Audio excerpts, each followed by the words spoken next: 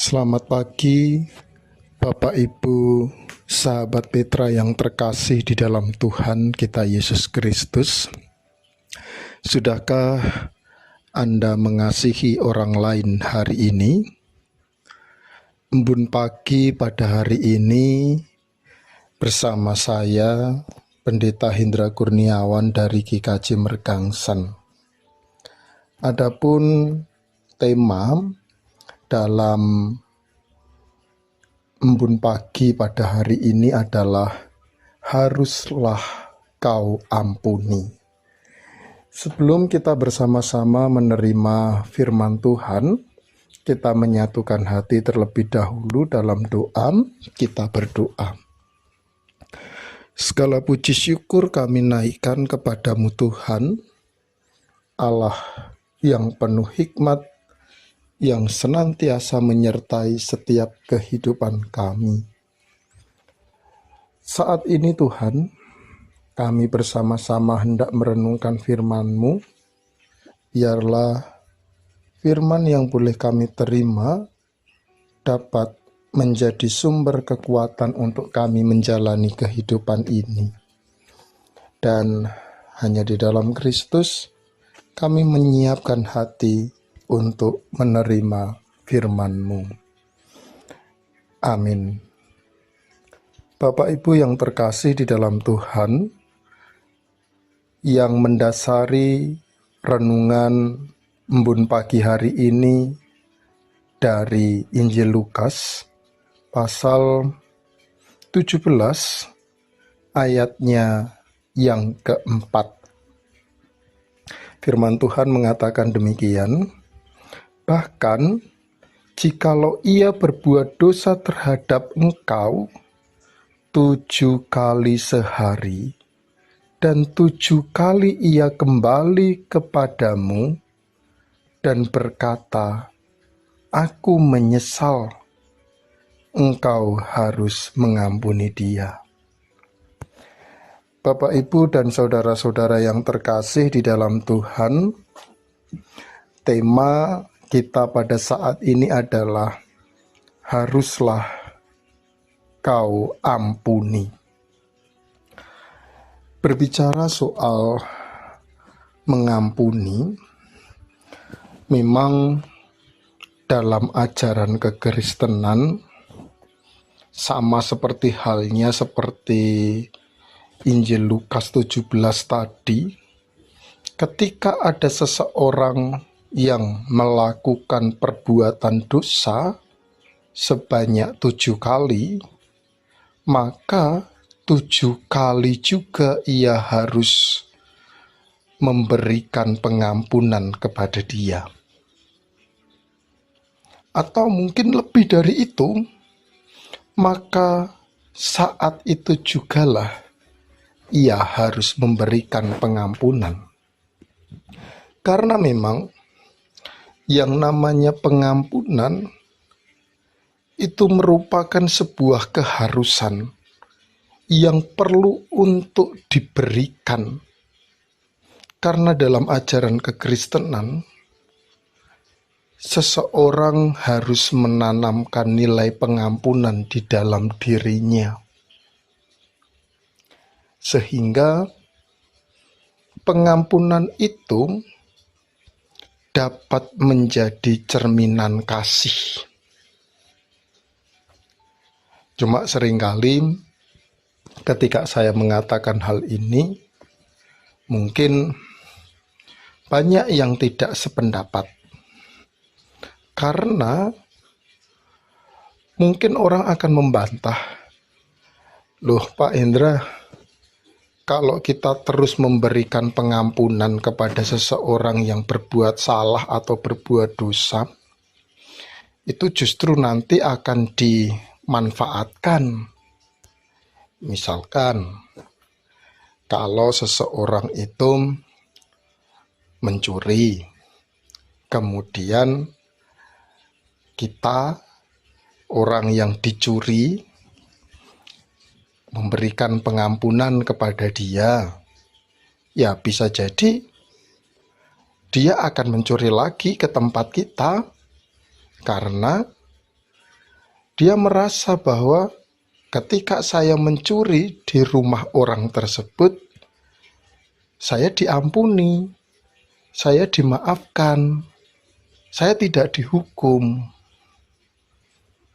Berbeda dengan ketika kita memberikan hukuman kepada pencuri itu, mungkin itu akan memberi efek jera kepada pencuri tersebut. Atau mungkin juga kalau kita itu melakukan kesalahan, kemudian seseorang memberikan permintaan maaf, ya bisa jadi orang itu akan kembali melakukan kesalahan karena dia merasa bahwa melakukan kesalahan nanti bisa minta maaf kok. Pasti dia akan memberikan maaf dan selesai masalahnya. Ya, seringkali kemudian itu yang menjadi sebuah pergumulan. Ketika kita memberikan hati yang terbuka untuk mengampuni atau untuk memaafkan, itu malah justru dipakai sebagai sarana untuk dimanfaatkan. Dan masalahnya adalah logika kekristenan itu berbeda dengan logika manusia. Kalau logika manusia, secara ideal orang yang salah harus menerima hukuman untuk memberikan efek jera sehingga dia tidak mengulangi kesalahan yang sama. Tetapi ketika kita berbicara logika kekristenan, ketika seseorang itu melakukan kesalahan dan diberikan pengampunan, maka seseorang itu kemudian tersadar bahwa dirinya salah dan dia tidak akan mau untuk mengulangi kesalahannya. Sebagai contoh, seorang pencuri yang mencuri di tempat kita, kemudian kita malah justru memaafkan atau mengampuni pencuri tersebut. Bahkan kita kemudian memberikan makan kepada pencuri tersebut. Dalam pemikiran pencuri tersebut, memang ada dua kemungkinan. Kemungkinan pertama itu dimanfaatkan, tetapi kemungkinan yang kedua adalah pencuri tersebut kemudian berpikir, oh, sang pemilik rumah tersebut orang yang baik. Saya melakukan perbuatan mencuri, tetapi saya tidak dihukum, malah justru saya dikasihi, malah justru saya diberikan makan, maka saya tidak akan mau mencuri lagi. Nah, konsep seperti itulah sebenarnya yang ingin ditanamkan oleh Kristus. Karena kalau kemudian kita juga memposisikan diri sebagai orang-orang yang berdosa, apakah kurang lebih sama? Ya, kita sama seperti halnya pencuri yang berdosa, yang selalu melakukan tindakan dosa. Tetapi pengorbanan Kristus untuk menebus dosa manusia, memberikan pengampunan, mengasihi manusia, dengan tujuan dan harapan agar manusia itu sadar bahwa dia melakukan salah. Orang yang salah tidak lagi dihukum, malah justru diberikan pengampunan dan dikasihi. Tujuannya untuk itu. Jadi seharusnya sebagai orang Kristen kita itu sadar bahwa seringkali kita melakukan perbuatan dosa, tapi justru Tuhan yang menanggung dengan harapan Apa yang telah Tuhan lakukan dan kerjakan membuat kita jadi sadar dan membuat kita menjadi pribadi yang lebih baik. Tapi masalahnya adalah kembali lagi, masih banyak sekali loh orang-orang Kristen yang tidak sadar. Orang-orang Kristen yang justru memanfaatkan keadaan tersebut dengan mengatakan, Tuhan itu kan penuh kasih, Tuhan itu kan penuh cinta, Tuhan itu kan maha pengampun. Jadi kalau saya melakukan dosa ya tidak masalah lah. Toh yang penting saya percaya nanti pasti akan diselamatkan. Itu yang seringkali muncul dalam kehidupan orang Kristen. Padahal apa yang ia katakan itu sebenarnya merupakan sebuah indikasi bahwa dia tidak sadar dan tidak mau untuk melakukan pertobatan.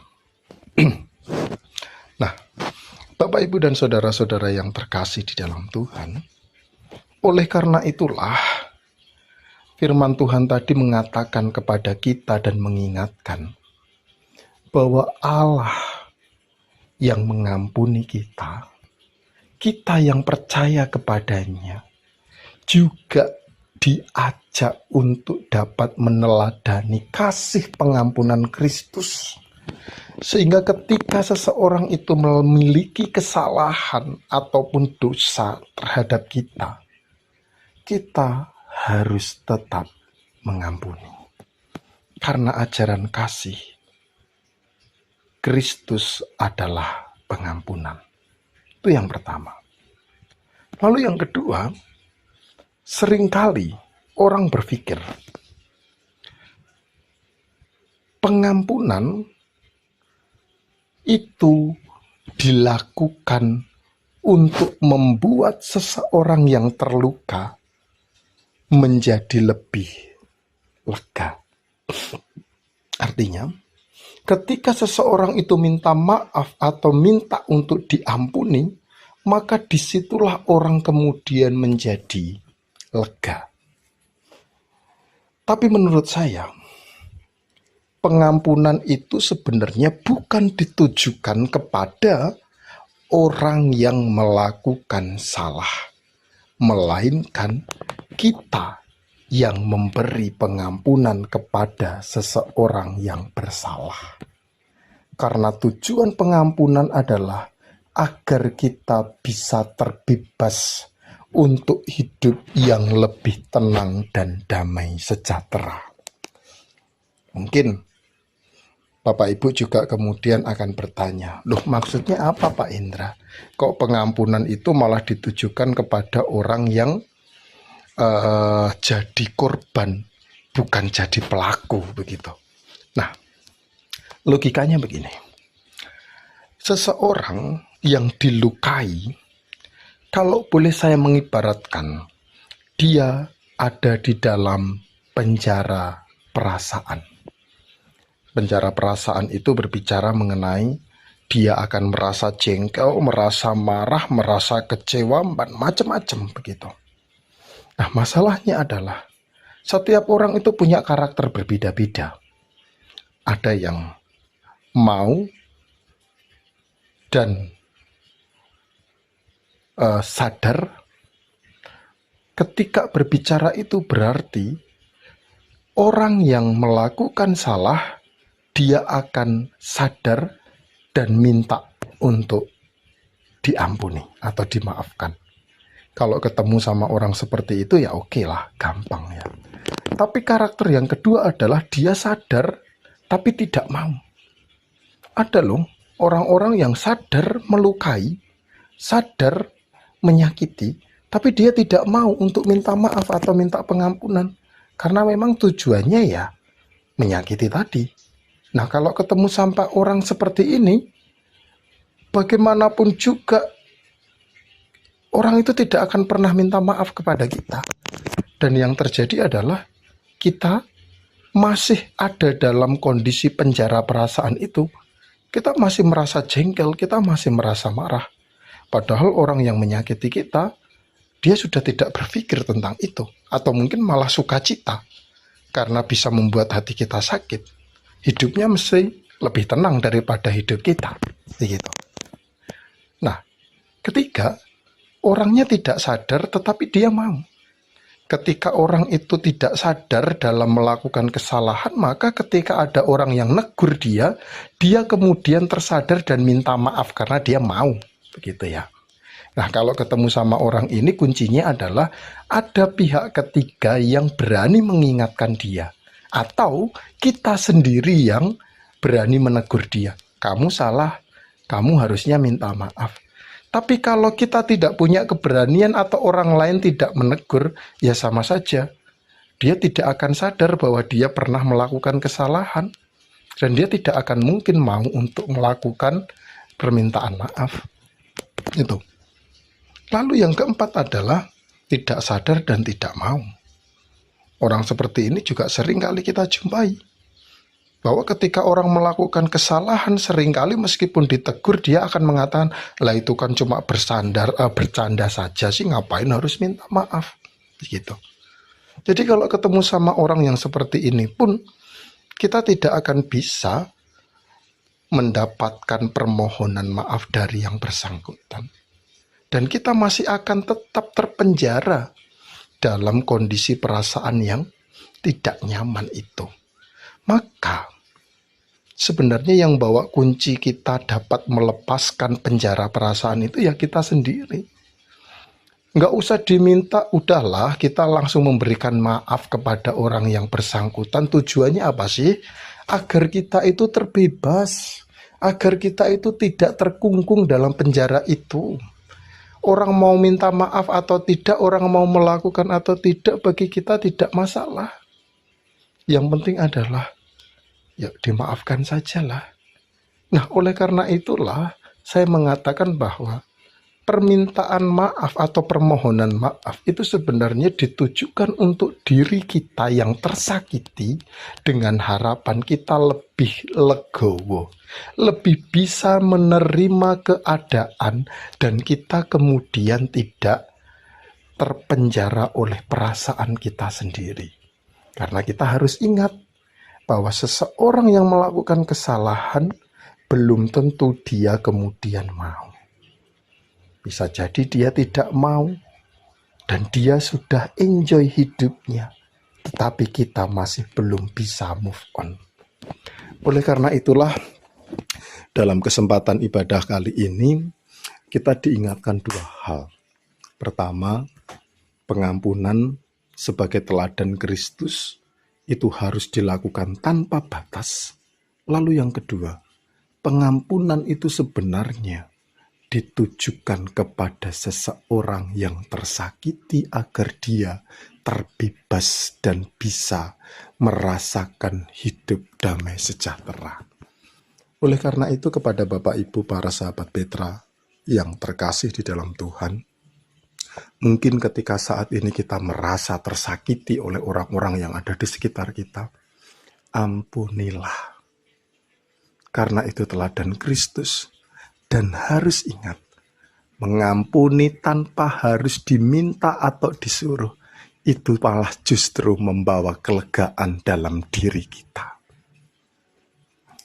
Mengampuni sebagai bentuk cinta kasih yang sejati dari Tuhan.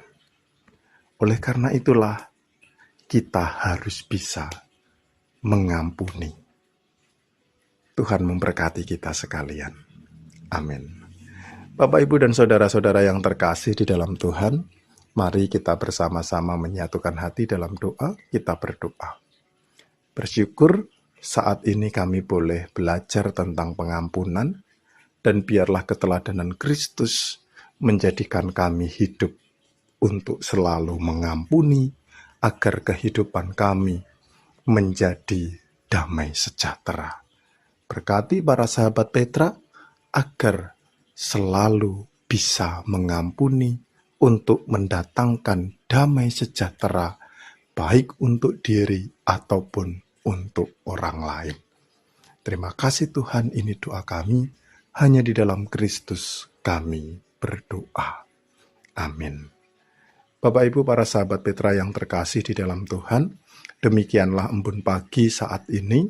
Saya Pendeta Hindra Kurniawan dari GKJ Mergangsan, mohon undur diri, dan apabila ada hal yang kurang berkenan, saya mohon maaf.